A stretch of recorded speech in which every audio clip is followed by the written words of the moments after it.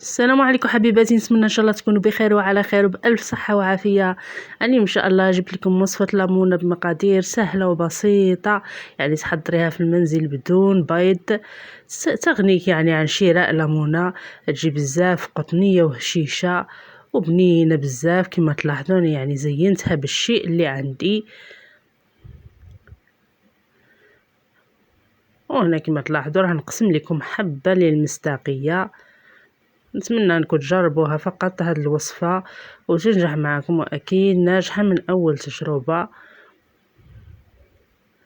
هنا يعني انا هاني نقسم بالسكين تاع المنشار، لكن ما فقتلاش.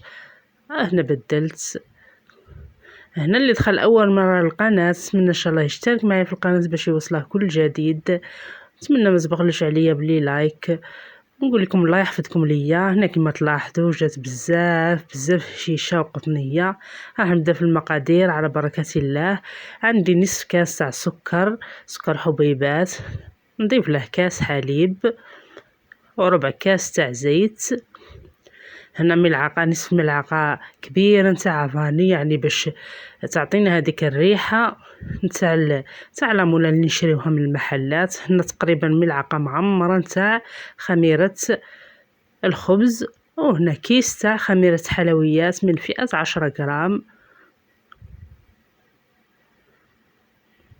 هنا انا كما قلت لكم درت كمية صغيرة، ثم يعني اللي عنده افراد الاسرة كبيرة يضعف المقادير. هنا عندي تقريبا واحد 3 كيسان تاع فارينة مغربلة. هنا درت 2 كيسان ودرت رشة الملح. راح نخلط جيدا حتى يختفوا لي دوك الحبيبات. وهنا الكاس الثالث راح نضيفه دفعات. هنا يعني عجينة ليمونة لازم تجي مرخوفة شوية.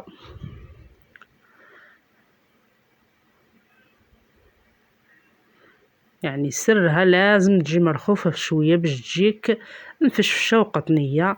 كما تلاحظوا هذه هي.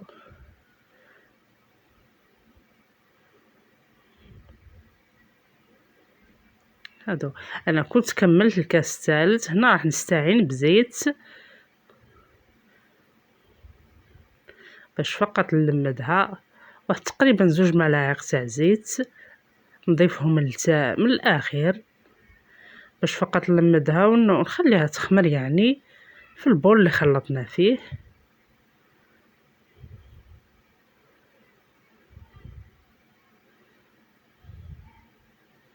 هذا هو قوام العجين، يعني يكون رطاب. نغطيها ونخليها تتخمر حتى يتضاعف الحجم نتاعها، يعني كل وحده وحراره المطبخ تاعها. تقريبا هنا خدات لي واحد نصف ساعه. كما تلاحظوا هنا لما تخمرت راح مباشره نبدا نقرصها.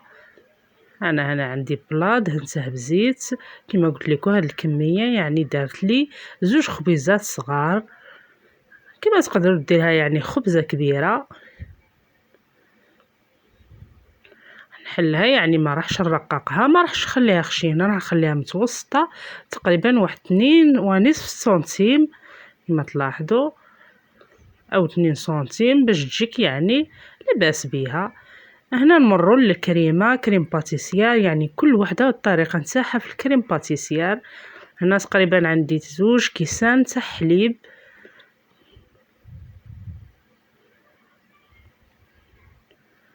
هنا حليب بارد راح نخلط بارد في بارد.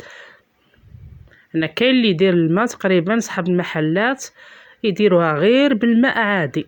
هنا السكر على حسب الذوق، انا درت 4 ملاعق تاع سكر يعني كانوا كافيين، وانتم اللي بغي الحلاوه راح يضيف.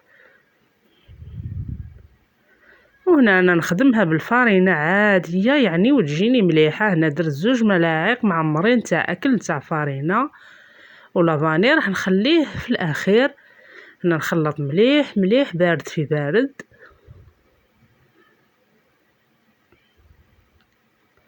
نخلط يعني حتى يذوبوا لي دوك الحبيبات نتاع الفارينه. عاد نوضعها فوق النار تكون متوسطه ونبدا نحرك.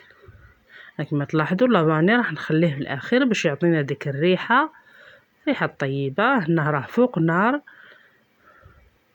هنا لما تقالي الخليط هنا ضفت تقريبا واحد نصف ملعقه نتاع افاني تاع ميزان، وراح نضيف واحد نصف ملعقه نتاع زبده، ونطفي النار نخلطه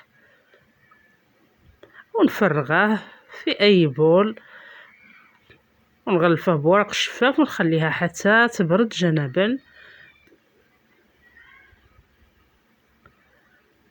كما تلاحظون راها سخونه بزاف، راح نغلفها بغلاف شفاف ونخليها يعني تبرد بين ولا ما طابت لامونه نتاعنا.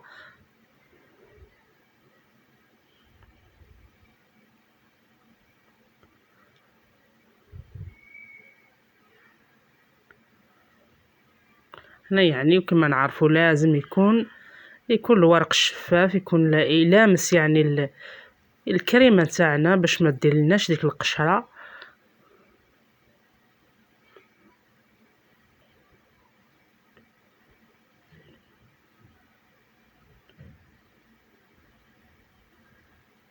هذه هي، وراح نخليها تبرد.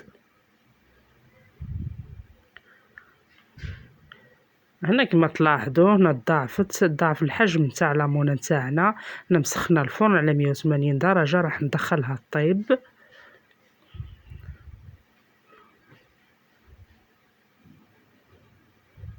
هذه هي راح ندخلها طيب، يعني ما دهنتها لا بيض لا في العجين ولا من الفوق، حتى تاخذ معنا داك اللون الذهبي.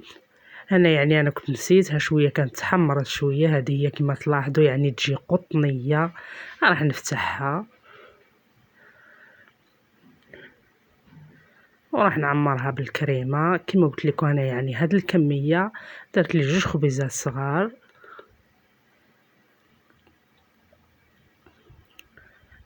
هذه هي تجي مفششه بزاف. راح نزينها تزيين بسيط، يعني الكريمه تاع لامونا دائما تجي يعني خفيفه شويه، كريم باتيسير.